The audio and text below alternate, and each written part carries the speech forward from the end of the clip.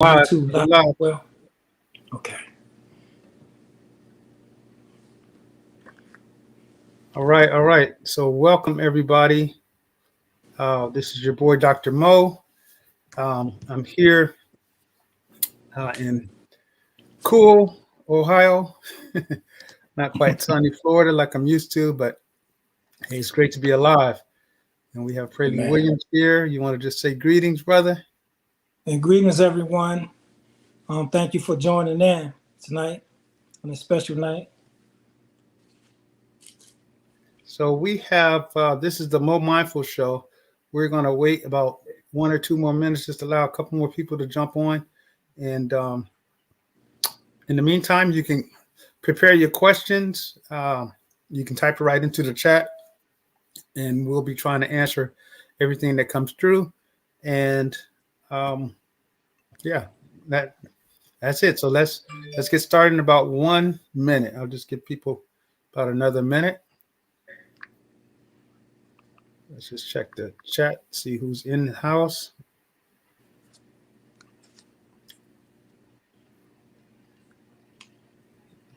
All right. So if you're logged on already, even if you don't have any questions, you can just type in the chat where you're from, where you're logging in from. And if you're watching the replay of this, then still type in the chat where you're logging in from.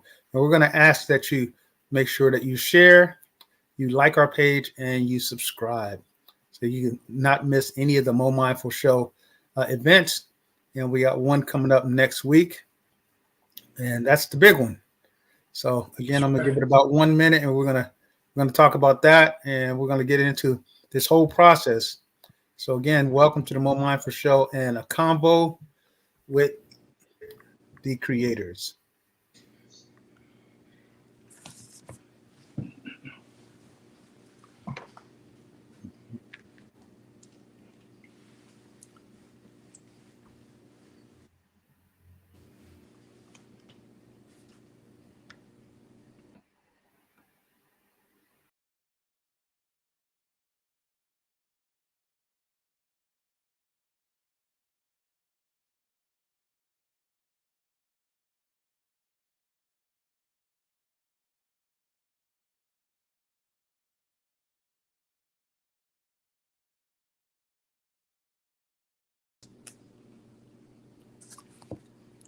All right, so we're gonna go ahead and get started. So let me just make sure presentation comes up.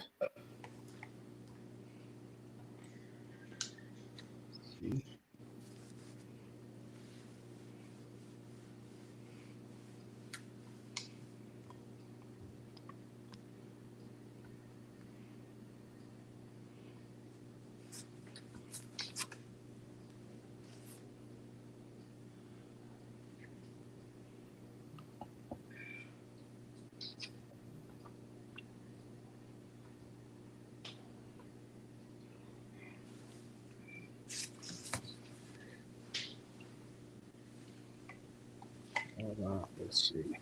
This is it.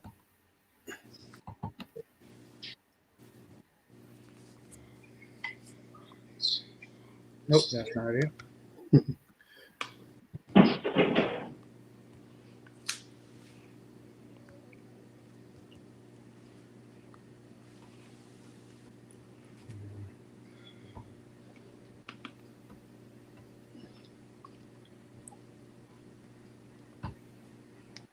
All right.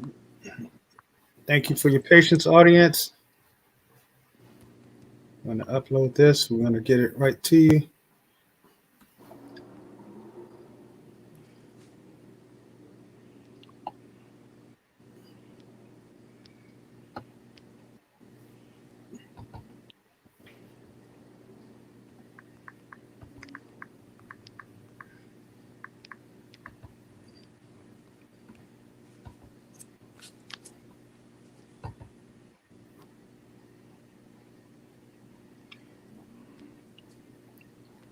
Making sure I have the right presentation here.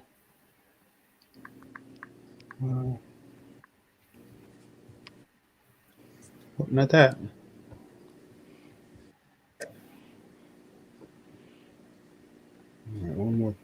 place.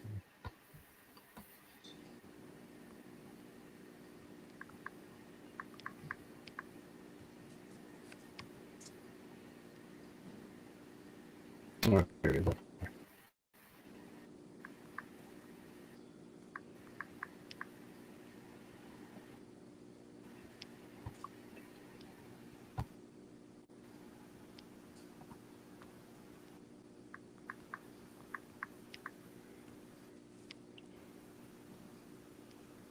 Oh, so I just saved it the wrong place.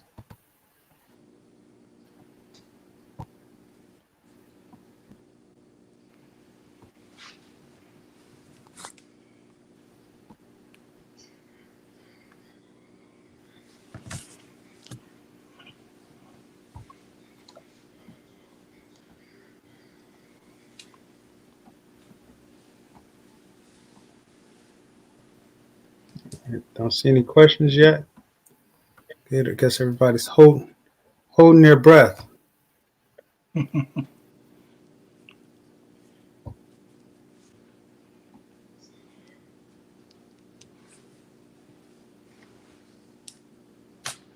Well, Dr. Mo, may I ask you, if they have any questions afterwards, could they send those questions, email them, or contact you? If they have any questions after Yes. Okay.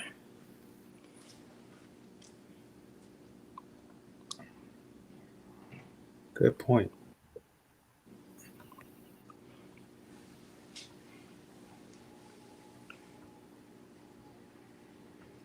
All right, so it's uploading right now. Hopefully we can get that up.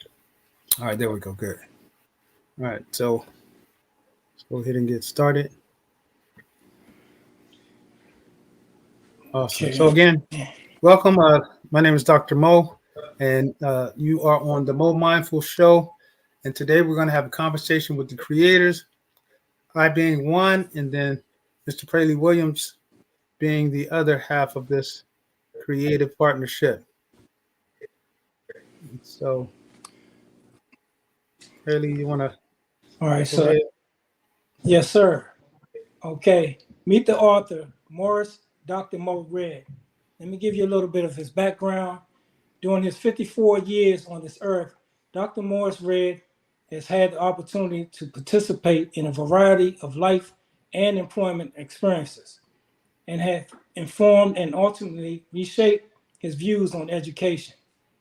Between being the father of two and the proud poppy to 4 grand kisses, plus having served numerous students over his storied career, Dr. Red came to the realization that he could better serve humanity by steering away from traditional teaching methods and instead by employing more unconventional strategies for educating and growing future leaders. Dr. Red adjusted his wisdom imparting system to a psychosocial approach, which means he addresses the mind and the heart. Through training, coaching, and mentoring, Dr. Red believes that he is able to more meaningfully impact society. He uses edutaining talks, books, and activities that engage learners in memorable and masterful ways. Yes, sir. Thank you. Thank you. You're welcome. And so I am the illustrator, and we'll talk more about the process. I mean, I'm not the illustrator, I'm the author. And we'll talk more about the process of writing a book in a moment.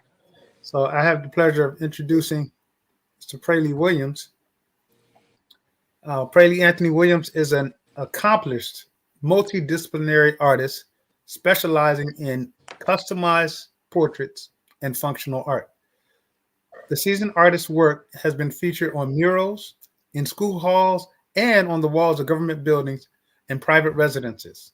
Additionally, his creations have been seen on album covers, everything from book illustrations, as you all are going to see today, promotional materials, news publications, gallery displays, clothing, CD covers, the list goes on and on and on. Founder of Prelli Artworks, this native Washingtonian has been a District of Columbia gem for decades. He prides himself on working with groups, schools, and community organizations to cultivate children's creativity and to bring out the artistic side in us adults. And I was a beneficiary, a benefactor of that. Although Prelli credits Van Gogh, Dali, and Picasso with being his creative influences, his graphic design, mixed media, and advertising training are also evident in a masterfully merged style, which is all his own, very unique. He has been a curator and resident artist for various institutions, including the DC Sanctuary Art Gallery and Performance Space. And Prelli Williams is a 1984 graduate of the School of Visual Arts. So, Thank you. again, I Thank want to you. welcome Prelli. I want to welcome the audience. And you're going to learn a lot about us right now. So,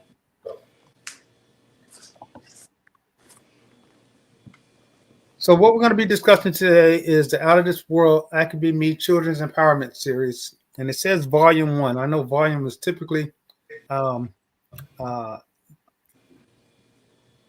given to something that's a larger book, larger publication than this, but it's really edition 1. But I felt like if I say edition 1, then people would think edition 2 is the same book, but just it represented again. So I didn't want to use that, so I said volume 1.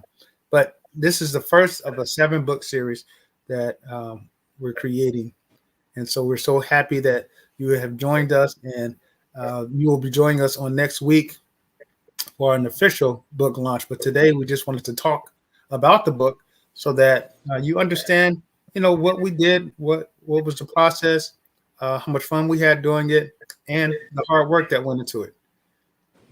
Yeah. So, go ahead, sir. Mom, Clementine Swift. Sorry about that. Let me silence my phone. Okay. Go So, a few questions, Dr. Mo. Why this book and why now?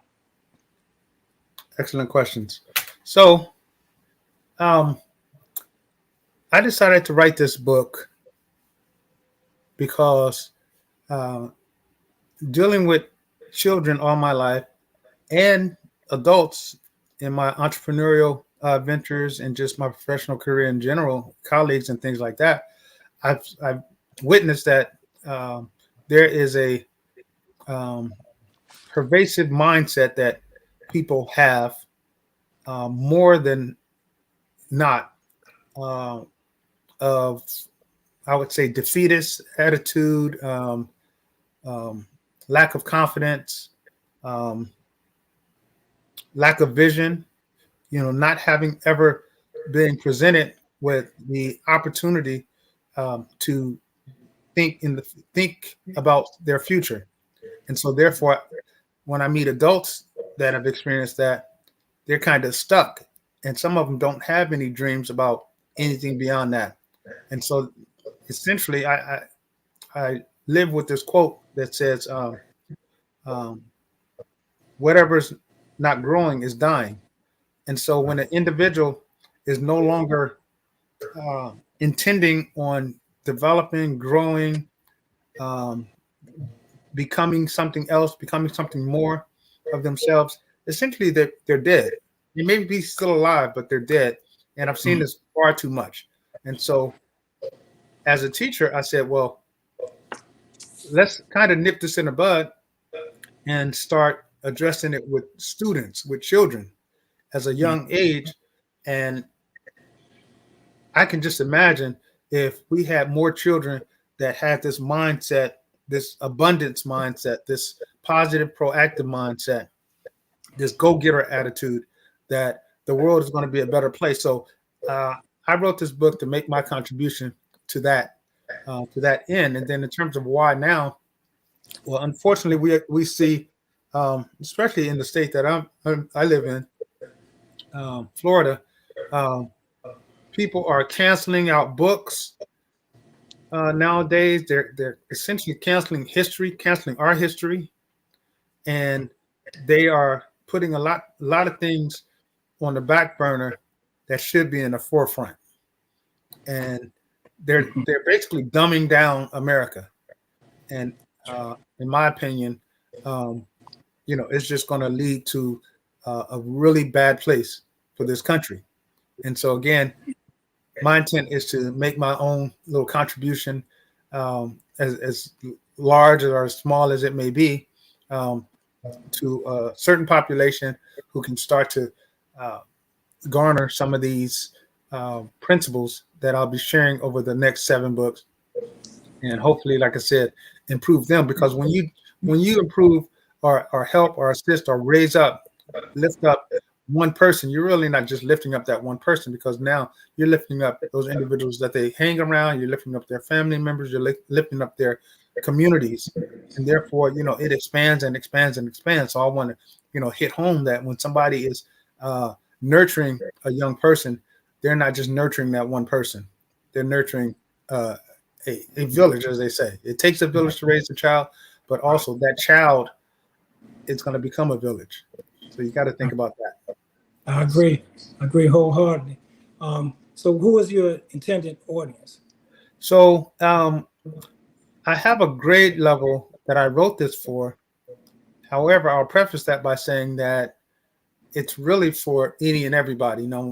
One thing about authors is we know that you're not supposed to even consider that you're writing for everybody, because no one is going to have a book that everybody is going to want to read. It's going to reach a certain genre. It's going to reach a certain age group. It's going to reach a certain population of people. But it's really written for everybody. However, the intended audience are young people, students from ages 6 to 10. That's grades 4 to 8, I believe. 4 to 7. Yeah. Okay. So that's your target audience. Okay. That is target audience. Yes, sir. Okay. But all right. Go ahead. Parents can read it to younger children, and I hope that parents will read it to their younger children. If we start reading to our child, even when they're still in the womb, even books like this, and you can even read novels to a child. And the more you read to them, the more they're going to learn, the more they're going to understand, the more they're going to adopt.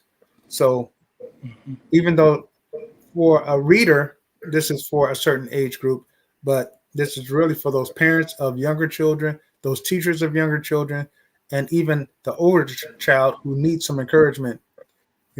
Teenagers, they can even read this. Okay. Great answer. Okay, so what inspired you to write this book, Morris? So again, the inspiration was that I want to make a contribution to my society. How can I do that? Well, I can do it by writing a book. And I was also inspired by the fact that I haven't seen many books like this. I have seen some books like this, and now I'm in a community of authors who are writing specifically about positive things and cultural things that represent the culture a little bit more. And I'm happy to see that. But I'm still, I still think that there's a void. So I wanted to make sure that I try to help fill that void. Yeah. That's very good on your part to observe that and to find that niche. So okay, so why is it a series and not just a one-off or just a single book and that's it? Right. So I've been fortunate to read lots of different books, and I'm noticing that there are certain principles that successful people adopt. And this one book, it would have to be a volume if I were to write just about all of those things in one book. But I figured it's a children's book, so it needs to be small, and needs to be manageable for them. It needs to be something that they can take home mentally and kind of marinate on. And so you don't want to put that in a large volume. If this were written for an adult audience, it would essentially be like a Think and Grow Rich, because those are some of the principles that I'm borrowing from. And my next book, which is not for children, but I've learned a lot of these self-help books and a lot of these principles that are taught in that particular self-development genre are principles that are biblical. However, many, if not most of the people, don't ever credit it as being biblical. They credit it, I won't say where they credit it, but they don't give any credence that it's scriptural. And so and I didn't dig too deep into that in this book because it's a children's book, and a lot of people may be offended if I were to start saying that this comes from the Bible or whatever. But this is a live show, by the way. But the principles that are shown are the same principles that I've learned and that have helped me develop as an individual, as an entrepreneur, as a teacher, as a father, as a grandparent. I call myself Poppy. My grandkids call me Poppy. So the principles I'll just quickly go over. So this first book is on belief. The next one, well, I won't say the next one. It's not in any particular order, but desire. Because, of course, you need to have a strong desire, a strong feeling or wanting to have something. And that's going to make you go after it. And then the third one is all about affirmations, how you make positive declarations. And you're going to see a little bit of that in this book as well. These words that you keep telling yourself to affirm, to motivate yourself, because there's a gospel song that says, encourage yourself. You got to learn how to encourage yourself because there's going to be so many different factors going against you. So I want to make sure that children understand that, when your friends aren't there for you, and there'll be times like that, you still need to encourage yourself. You need to have some affirmation. Having vision. Right. And I'm going to talk specifically about vision boards, which essentially is a collage of pictures or a collage of ideas or images that somebody is desiring to have in their life or to be or to do. It's not just things. It could be, pictures or ideas indicating that somebody wants to be a lawyer. And so, it whether they want to be, do, or have, this is what a vision and a vision board is all about. We'll be talking about that. And then mentorship, a person with a certain set of skills or experiences who are going to help that person. So we want children to know that you can't make it alone. Even though there are lots of people on Instagram saying they're self-made millionaires, they're not self-made millionaires. They're not self-made billionaires. Lots of somebodies have helped them along the way. And even though they may not reference those individuals, somebody has helped them. And so therefore, those have been mentors, especially people who already have what they have. If they've watched them, even if they've never interacted with them, they read their books, they've studied their techniques, they've been mentors to them. And then self-education and training. So again, that's self-development. If you're not growing, you're dying. So you always want to be teaching yourself. You always want to be learning. Become a lifelong learner. So we'll be talking about self-education in one of the books. And then one, we'll also talk about a mastermind group, like-minded supporters. So this is different from a mentor. So this is having a circle of influence that's going to support you. Like you support me, I support you. The team that's helping to launch this book, we support one another, or each other's businesses, each other's lifestyles, different things like that. So those are the 7 principles that we're going to be identifying in those books. And so I felt I couldn't do that in just one book. It would have been too much. Gotcha. Okay, that was great information. What do you hope to achieve with the series, Morris? Just to plant a seed. They say a mighty tree begins with one seed. So that's it. Okay. Just to drop a seed to individuals so that they can get these principles. It will take time, but as long as they start with a seed. So that goes along with the principle, the biblical principle of you One man planteth, another man watereth, and God gives the increase. Yes, sir. Exactly. Okay. See, Got it. So you're saying just plant it's a all tree, biblical. but that tree has many branches, and they Right. branches out. Those branches reach out to many individuals in some form or fashion, whether it Yes, be a sir. fruit tree. Come on, don't get me started, man. But go ahead. No, you good. You good. Go ahead and preach. Well, that's a whole nother book, man. But Yeah. okay, so how many books will there be? I think you touched on Oh, it, yeah. but let's elaborate Yeah. more. So, Yeah. there'll be 7. Yep. Okay, got it. 7. Why 7? I'm just curious. 7 is the number of completion. That's right. And so, God He created this wonderful earth, this wonderful world in 7 days, according to the word. And so I want to honor that, pay homage to that. Right. And so 7 is completion. That's right. Okay, so what are your writings? What is your writing process, and how long does it take you to write a book? Because I know you've written several, right? I want you to elaborate on those other books, even though we are talking about this specific book tonight. Right. So the process, so it's a little different for everybody, but my process is God plants an idea in my head, and I kind of meditate on that. That can be days, weeks, months. So there's really no timeline to answer that question right up front. There's no timeline because sometimes the process can take a couple of years. Sometimes it's very short. When I wrote my first book, I kind of meditated on it for like a good 2 years.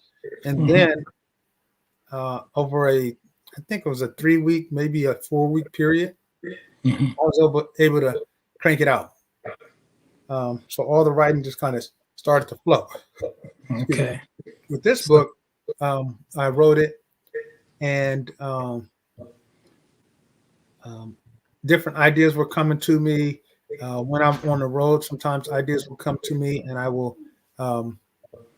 just use my phone and my voice notes and just record that idea so that I don't lose it. Or even when I'm sleeping, God will send me some kind of message or something else that He wants to add to it, or people will bring me different ideas, and I still think that that's God just using individuals. So this book has taken many iterations from the beginning to what it is now. It's totally different. Well, I won't say totally different, but it's vastly different from the original piece. So this book took me, we can say, from beginning to end, 2 years basically. However, in actual writing time, if I were to clock that, I would say, I don't know, 3 weeks worth of writing. Okay. But it's, lots of different things. And a children's book, there's a lot of moving pieces, way more than an adult book that just has words. Right. It's a bunch of moving pieces that I did not know. I'm happy that I've learned those, and more than willing to share those things, those lessons. But it's a lot. It's a lot to it.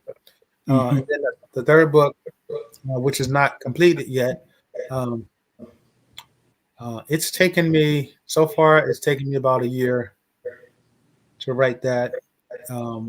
After I finish launching this book and really getting this rocking and rolling, I'm going to dedicate certain blocks of time, daily and weekly, to completing that project, because my personal live line, and I'll call it a live line as opposed to deadline. I switch up a lot of words because a lot of words are powerful.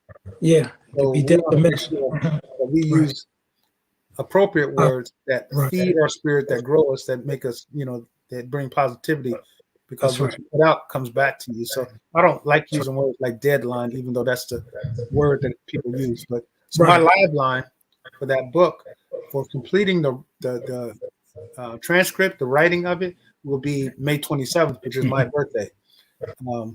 And then in terms of publishing it and everything, I haven't put a live line on that just yet, but I anticipate 1 month after that, having it completely finished and out, edited and so on and so forth. So you can look for that around, I'll say at the latest, I'm going to put myself out there. I'm going to say July 1st at the latest is when the book will hit the market.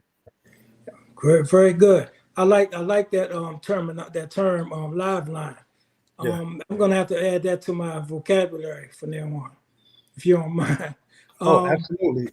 Okay, so Morris, why did you choose to self-publish rather than hire a publishing company to do your work? Do the work. I'm sorry. Great question. So I've researched so much and spoken with authors who've done both ways. Some have done it just one way or the other, and compared notes to see what works best for me. And what I've discovered is that self-publishing affords you, first of all, a higher profit. Now, that's relative because, say, I sell 1,000 books at $10 each, and I'm just making it an easy figure to calculate. But the book is $15, by the way. But $10 each, let's say, 1,000 books. No, 100 books at $10 each is $1,000. And minus the printing costs, I would profit, pretty much 90% of that money. If I were to publish with a traditional publishing company, printing costs would be subtracted, and then marketing costs would be subtracted, and then distribution costs would be subtracted. So when it's all said and done, for that $10 book, I would probably get $1 for every book. So 90% of my profit would be gone. They would go to the publisher. Right. But here's the kind of balancing piece. If I were to go with a traditional publisher and say, because of their distribution outlets and their connections, relationships, and things like that, I may be able to sell many more books, worldwide distribution, without me having to put in the work and promote this myself. So at $10, if they sold 10,000 books, even though I'm only getting 10%, it would be, well, let's make it this way so you can understand. Say they sold 1 million books and $1 each. That means I would make $1 million off of those books. And me selling it myself, I may not be able to reach 1 million people. I see. But it would still take a small number of people for me, a much smaller number of people for me to reach to make $1 million, because I'm getting 90% of the profits. So that's one of the questions you have to ask yourself when you're going to determine if you're going to self-publish or traditionally publish, or you can try both. Go to a traditional publisher, see how that works, and try self-publishing on a different book. Another reason why I chose this route is I have complete control over everything. The book company doesn't own anything. I own everything. So if I wanted to change something, if I wanted to remake the cover and do something, I would have complete rights to the creative book. Liberty and rights. Right. Copyrights. So nobody would have any of that. So that's another reason why I chose to self-publish. And then the third reason is that it gave me an opportunity. I told you I'm a lifelong learner. It gave me an opportunity to learn the whole process. So even if I were to go to a traditional publisher, I know how much things cost. So nobody could ever take me and say, well, we had to get you an ISBN number. That's the little barcode that are on the back of books. And that costs $250. I know that doesn't cost $250 because I've gone through that process and I've gotten one. Right. So nobody could ever rip me off and tell me something, and I just have to go with it because I didn't know. Right. So they say ignorance is bliss. Mm-hmm. Okay.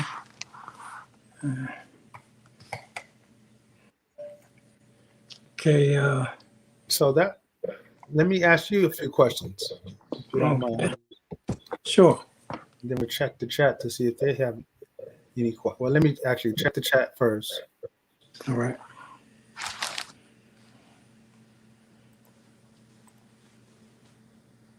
So, no questions just yet. All right, so my turn.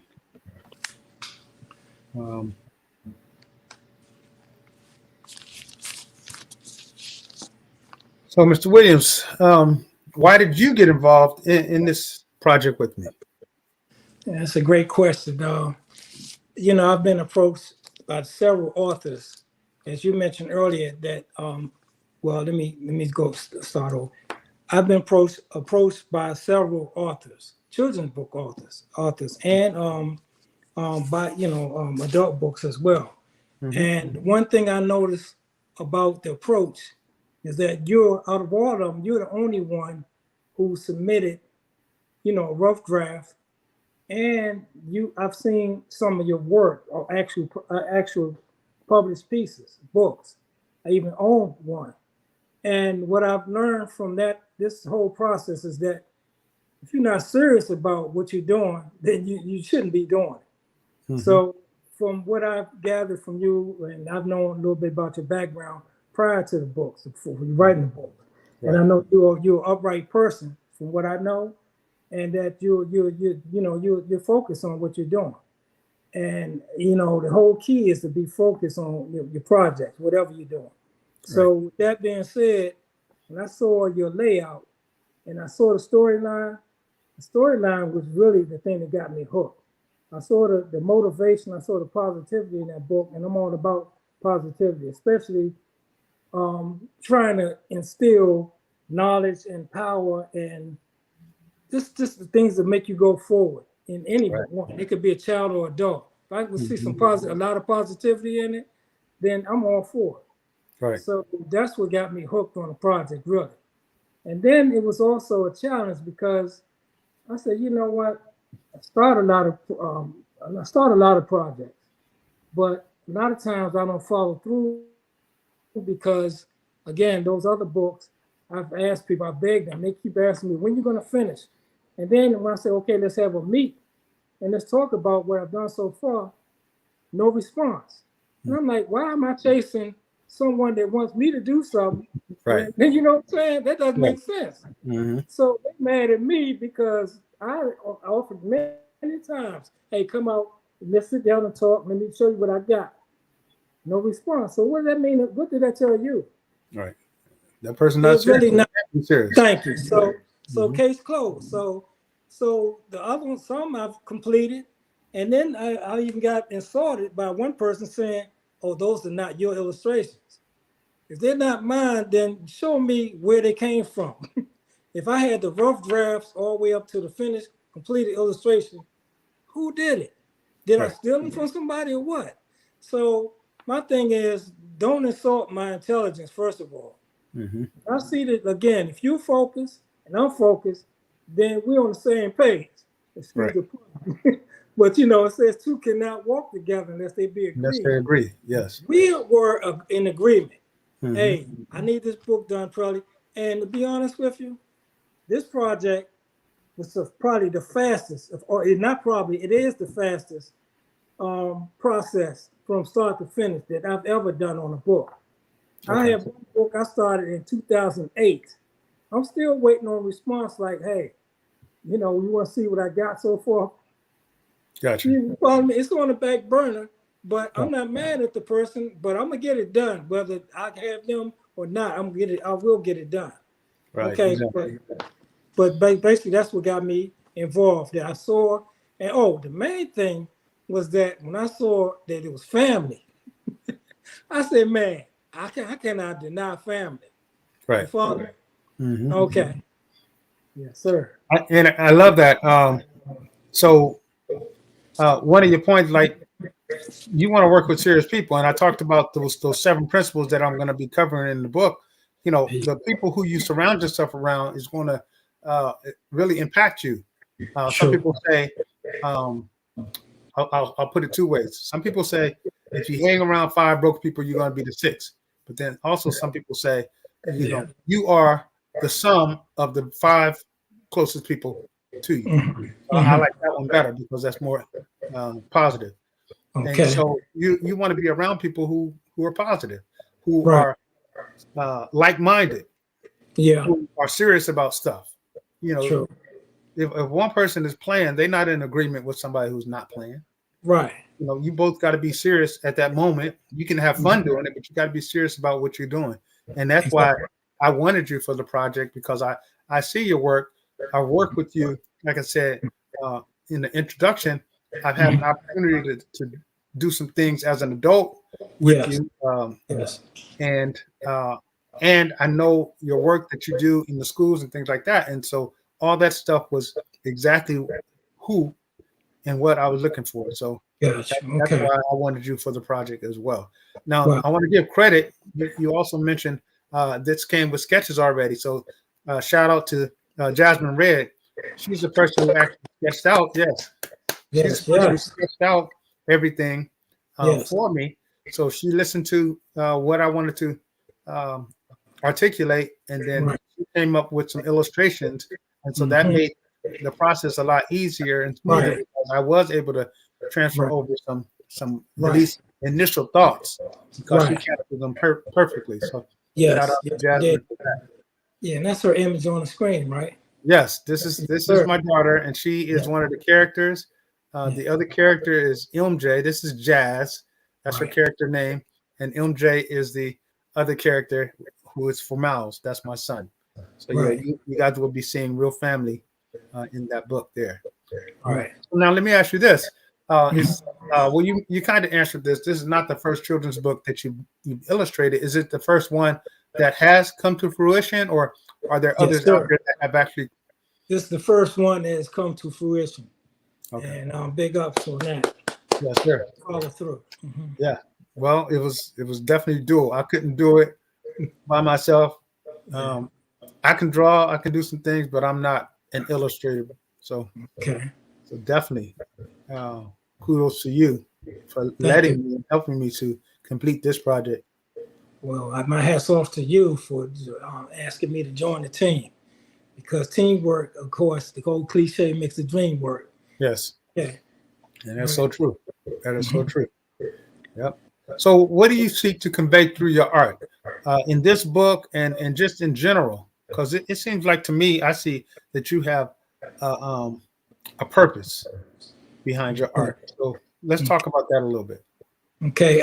Well, one of the things I want to convey is that okay, if it's a story about true real people, then make the people look real. I know it's a children's book, but when they can see a likeness, to me that makes a whole lot. Means a whole lot in art. When I was growing up, I used to read books and in school, and you see these illustrations, and you say, man, that doesn't look nothing like the person that they're talking about. So they used to get me kind of upset. So I said, man, I need to start. I need to really illustrate people how they really look. I Mm-hmm. mean, if you're an artist, I believe that's one of your main purposes. If you're doing people, Right. whatever it is, if it's an object, if it's a glass, make the glass look like a glass and not a toy. Or Right. I mean, that's your style. If that's your style or your way of drawing or painting, then so be it. But mine is to try to be, use realism, but at the same time appeal to children in this case. Mm-hmm. If I'm doing a portrait of, say, you, and you want a portrait on canvas, I wouldn't make it look like a cartoon Right. unless that's what you requested. So I thank you for allowing me to use what they call creative license, meaning, okay, here's the illustration. I mean, here's the layout, here's the storyline or the manuscript. Now I need you to illustrate. You're Mm-hmm. not, oh man, I don't. I want this. I want that. I want. I mean, I always ask for, okay, what colors do they like? What Right. colors do they wear? What type of stuff that Mm-hmm. clothing? All that stuff counts as an illustration. You want to make stuff appear real. If it's an astronaut, make it look like an astronaut. Have an astronaut uniform. I mean, outfit on, not a baseball cap or something. You Right. follow me? Mm-hmm. So you want the message the illustration relate to the message. Right. Exactly. And this picture, for instance, beautiful layout. It definitely captures the essence of Jasmine. And at the time, she did have kind of like the two color hairstyle like that. It may not have been that pronounced, but it was, it was that. So this definitely captured her. Okay, thank you. Her and MJ pictures of him do as well. So Thank you. appreciate that. So what's your thought process when you decided which illustrations to create? Like how to create them? And you kind of touched on that, right? With the realism, but in general. Well, okay. So in this particular book, I knew who the players were in the book. So right. The whole process was basically, again, okay, what type of clothing do they wear? What hairstyle? What do they like? Mm-hmm. And from there, just kind of, I went through a lot of photo references. Some of them I didn't ask you for. I went to their social media, say, okay, this picture kind of fits this scene. They're looking right, or they're looking left, or if it's behind the scene, where they look, I see them from the rear. Then I have to imagine some of the pictures weren't there, so I had to, make them up. I had to use models, and sometimes I may use myself as a reference, and somebody take a photo of me sitting on the couch. Right. That way I get the general, exactly angle or height and all that stuff. All that goes into play when you're illustrating from straight up from here. Yeah. Yep. I get that. It's a lot of work. Take a picture of my hand.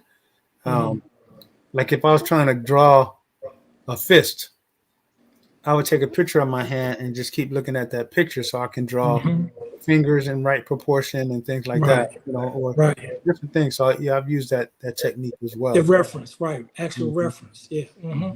So what are some things that children's books authors should consider when hiring an illustrator?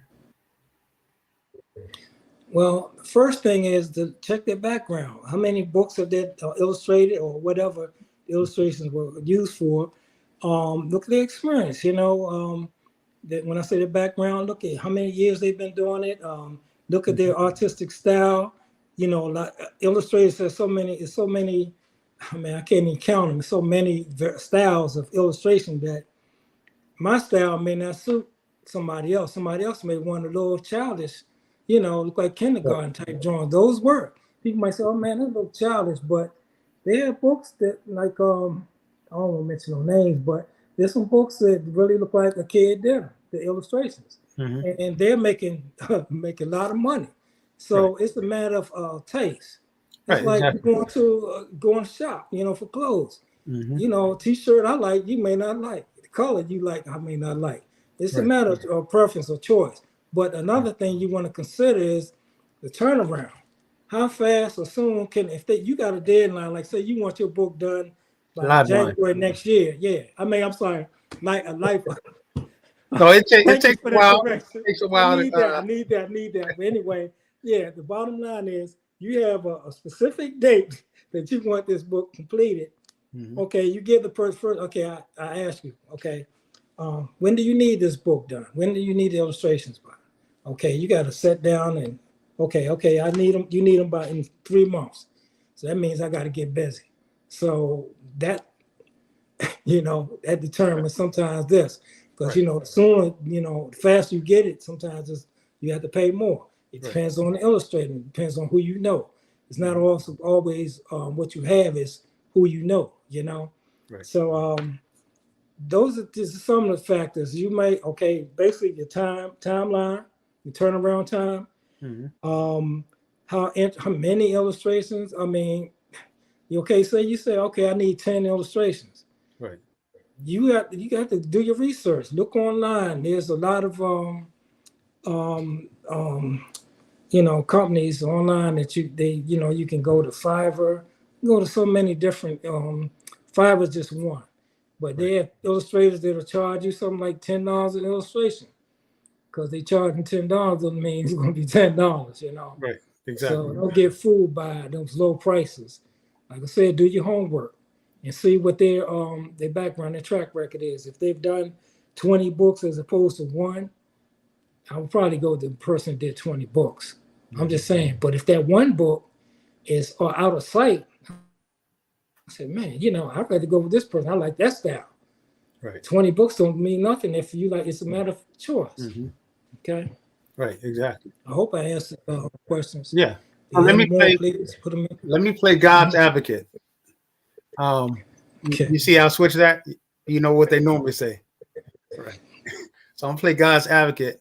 And so you told me that this is technically your first children's book that you illustrated. So somebody coming behind me or watching this broadcast, they say, well, based on what you just said, maybe I'm not going to even consider Mr. Williams for my artwork because he only has one book, one completed published book under his in his track record. Right. So how would you explain that or still encourage people to say, well, but this is what I've done? Because you have a catalog of art that's not necessarily illustrations in children's books. But anyway, I'll let you answer. Okay, elaborate on that. Okay, well, one thing is, like you said, I have a portfolio that I haven't even posted yet as far as the children's book illustrations. I don't know the reason I haven't, because they're for clients that haven't, the job isn't complete, even though technically some of them are, but I won't post their stuff unless, I have permission to do so. So I would, maybe show them maybe a snippet of something, but I wouldn't show them the whole complete illustration, just to show that I can. And maybe if they want to send me how they have an interview when they give you a test, entry or test, whatever you call it, entrance exam. Yes. Hey, send me couple of say you want an illustration of a dog. I may give you a sample or two, but it may cost you a small fee. And you say, okay, I like that. Then, hey, we can go on and do some business, if you do choose to do so. But I'll give you some samples and stuff to show you that I can get it done, Gotcha. Okay. All right. And then what other types of art projects do you get involved in or have you done? Oh, man. That's a good question. Excellent question. I'm gonna try to be short on it, because I've done a plethora of projects. I started out in New York when I attended School of Visual Arts. I was working part-time doing needle points, touching up needle points. I guess if you have to use these yarns. And these yarns weren't cheap. They were like real expensive type yarns, but I had to match the yarns. In other words, if the illustration was off or crooked, I had to touch it up on the needle point by hand. And then those were very expensive. So then I went from there to doing graphic design work for 22 mail order catalogs. So one was Lillian Vernon, one was Essence by Mail, Hanover House. I've done so many mail order catalogs. When I say done, meaning graphic design, cut and paste. Okay. Those magazines that you get in the mail, I was probably part of that, Okay. Then you got newspaper. I did newspaper ads for Macy's, regional ads all over the country. I worked at Macy's on the main, what do you call the flagship store, 34th Street. 34th Street, what?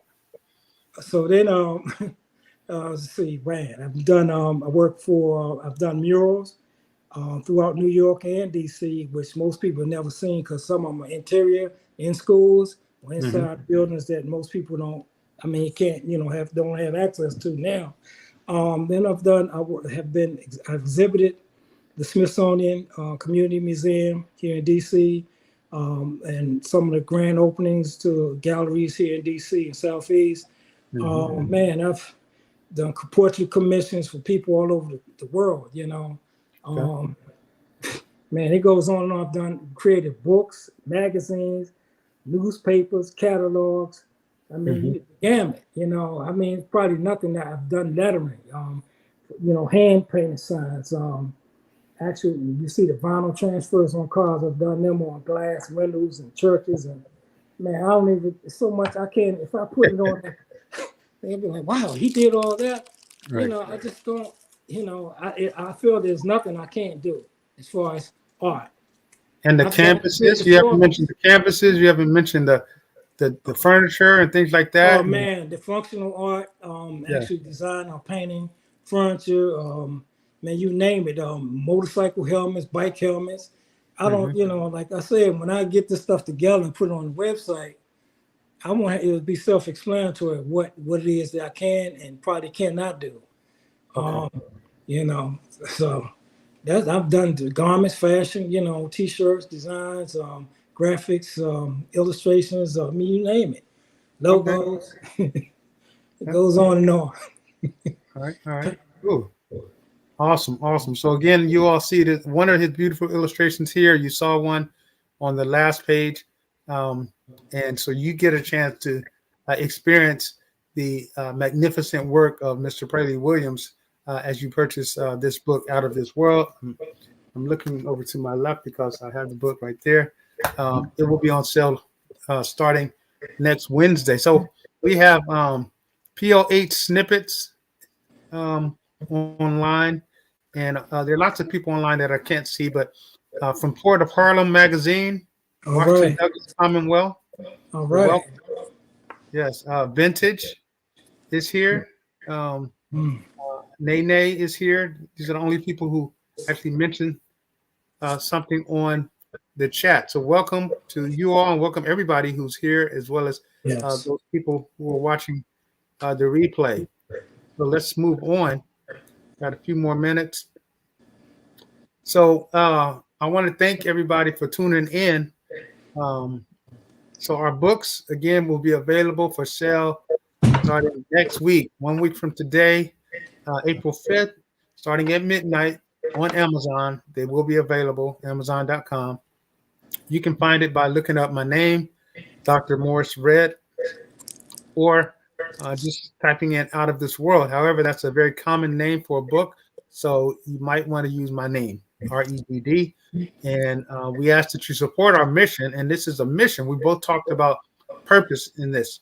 This Yes. is not just a book just for the sake of writing a book. This is a mission to educate, entertain, um, uh, empower, and elevate really our youth Yeah. with tools and strategies for them to be successful and for them to really make our society better. So, with this mission, we hope that you will support this mission by purchasing one or more copies. Buy one for your house and buy one for somebody else's household. Share it. They say sharing is caring. Yes, And so we sir. really appreciate your patrons. So we have a picture here of a young Mr. Williams, younger Mr. Williams, uh, Yes. in the lab, what I call in the lab, but he's in the Right. studio doing his thing right there. And Right. so we do what we do in love for our community so that our children can do what they want to do in life.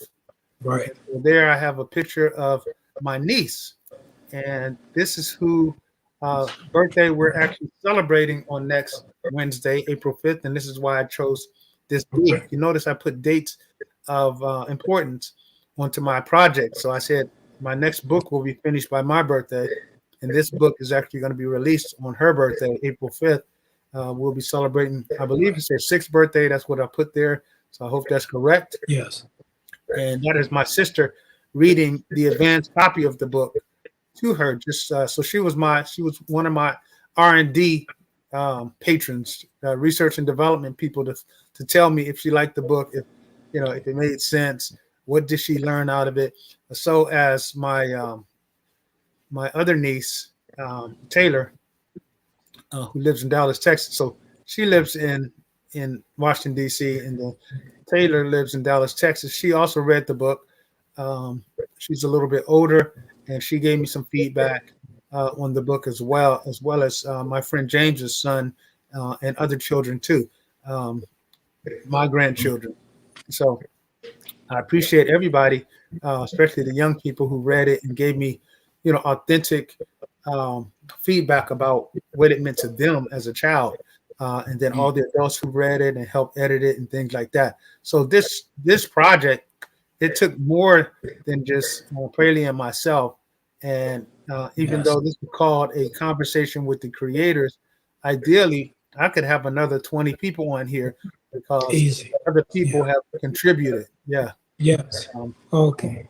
So I just said one thing, Morris. yes, sir. Yeah, I'm glad you mentioned that other people have contributed. My son actually helped me with the astronaut part. It was a technical thing that I didn't know, and he helped me with that. So I want to give props out to him, who's a creator as well. Okay. RonDawnUnited.com. Okay. Okay. Awesome. Yeah, it definitely takes a village. So Nene said she has a question. Are you able to upload some of your art to a web page or design pictures for a specific website? So she has a website, or she's creating a website, and she's asking if that's some type of art that you would consider doing too. Okay, can you restate the question? So she says, are you able to upload some of your art, and not your current art, but I think she wants you to create some art to a web page. So can you create art for a website or a web page? For her? Yeah, for her. Is it for her, or yes. She's saying asking me to? Oh yeah. Her web page. Yeah, yeah. She's creating the company. Yeah. Okay. Yeah. Sure. Mm-hmm. Okay. Awesome. Yeah. Do you have any other questions? She has a contact information. Yeah, I have her contact information. I can get her in touch with you. Yep. Okay. Great. And then we're gonna share Thank you. we're gonna share our contact information in a second as well. In fact, let me put that up on the screen. Well, right now you see Prelli's information right here, so you can contact him. His website is www.prelli Williams Artworks. Prelli Artworks. Oh, Prelli Artworks. That's right. No Williams in there. .com. Right. And then his Instagram is Prelli_art_works. Again with an F. So this is where you can reach him. And I'll put my information up here as well. Let's see. There's mine. info@drmored.com. And that website is still actually under construction, so that email will not go through until maybe tomorrow or Friday. But my IG is Dr_Mo_Red. All right, so you can always definitely find us there. Okay. Right. So here's an invitation. So I cordially invite and welcome each and every one of you, whether you're again watching live or you are watching the recording, to our next Wednesday official book launch. It will be at 7 p.m., not 8 p.m. Eastern Standard Time. And we went it earlier because this is a children's book. So we definitely want children to participate in that launch party. And so we'll have activities that are appropriate for everybody. And it is going to be the unveiling of the Out of This World I Can Be Me Empowerment series. Again, this is book 1 of 7. And in order to get on that Zoom, it will not be on YouTube. It will be on Zoom. You have to RSVP. And to get the RSVP, you see on the bottom of the flyer, it has the Evite information. But right there, I'm going to post it larger. You can take a picture or a screenshot of that and type that into your browser. And that is how you can be invited. And then once we get your invitation on next Tuesday, I'll be sending out the link so that you can have the Zoom information. So you can log in on 7 p.m. Eastern Standard Time on next week and join us. That event will be about an hour and a half long. And like I said, it's going to be fun-filled. We got some games. We got some interesting facts, some music going on. So it's going to be a multimedia affair. And you'll be able to see various pages of the book. And like I said, that you will be able to purchase the book and it will be available on Amazon.com. We'll be giving people that link out, but some people will win the book and or win Amazon gift cards.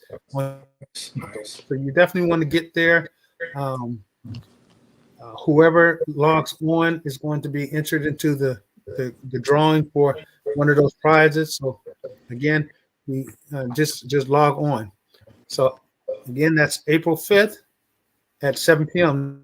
April 5th is Lent, is the beginning of Lent. So some people in the evening will not be able to participate.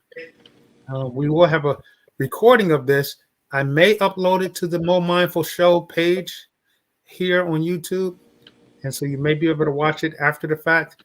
However, whether you watch it or not, whether you participate or not, I'm asking you to purchase the book on April 5th. Again, it'll be at midnight and all that day. It'll be available afterwards as well. But what we are seeking to do is secure best-selling status on Amazon on that day.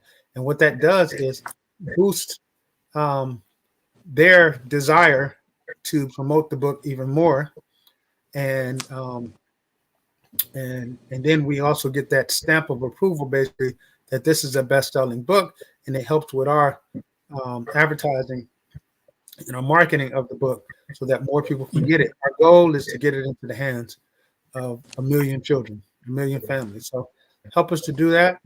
And again, log on next week. But this week, you can go ahead and get on that invitation list right now if you haven't already. Here's the link right below. And lastly, before we close out, I want to ask everybody to like this video, to share it with at least one person, and to subscribe so you won't miss out on anything. And then click the bell in the right corner for notifications so that you'll be alerted when the Mo Mindful Show is broadcasting next. Again, like, share, and subscribe. And we appreciate you. I want to give Mr. Williams an opportunity if you have any parting words. I just want to say thank you to everyone. And hey, I can't wait for the party. Yes. Launch party. And let me, in advance, just thank the group of people who have participated in promoting this book. And let's see. Guess I can name them by name real quick, and then we're going to cut off. So now many people have helped, but these individuals have gone out and done like the extra work to really promote the book. And the continuing, if you look on their social media pages, you'll keep seeing advertisements and promotions for the book sale. So Dr. Jackie Henry, whose birthday, hey, let's celebrate Dr. Jackie Henry. Her birthday is today. Hey, I'm not sure if she's on, but hopefully she's out celebrating with her family or with her friends. I wish I was there in the DMV so I can celebrate with her, but we will definitely catch up. But today's her birthday. Julia Jones, Renee Brown, Prelli Williams, of course, Coach Larry Balfour, Coach B, and we saw him last week.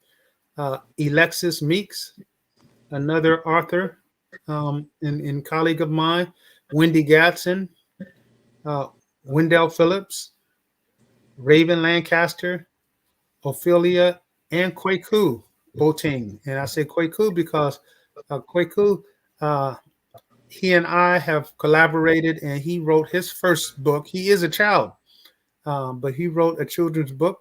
So he actually authored and published a children's book before me, but I did assist him with that. Sheila Cunningham, you all saw her last week, and if you didn't, you can go back on our YouTube page and watch the rebroadcast with Sheila Cunningham and Dr. Jackie Henry and Coach Larry B, Coach Balfour. Then I also want to thank Noelle Red, who's also on our team. That is my granddaughter. That's one of the dynamic duos, but she's the one who stepped up and who's assisting me with promoting this book, launching it. My sister, Angel Red, and that's who's in that picture reading to my niece. And then Therese Amin, and Elizabeth and Janine Butler. And they've been a huge help. And Elizabeth is actually coordinating the party for us. So if it goes bad, it's on her. No, but it's going to go well. She and Janine, her mother, have coordinated before for me, and that's why I wanted them to do it again. But Elizabeth is taking up arms and running with it, and so I'm excited to see what she puts together because I would even be surprised. And then we got Coach B. The book is needed and is necessary. Thank you, sir. Appreciate that. And I concur. I definitely concur with that. All right. So with that, we are going to close out. We thank you for joining us tonight. We look forward to seeing you on next Wednesday, again at 7 p.m. Eastern Standard Time. Hit the link right there so that you can get the invitation or contact one of us and get in on the party. All right. With that, peace and blessings. Everybody have a wonderful, wonderful Wednesday. You do the same, my brother, and everyone else on. Take care. And let me leave everybody with this thought. Yes. Your thoughts are your truth. I'm Dr. Mo, and I'm out. Later. Peace.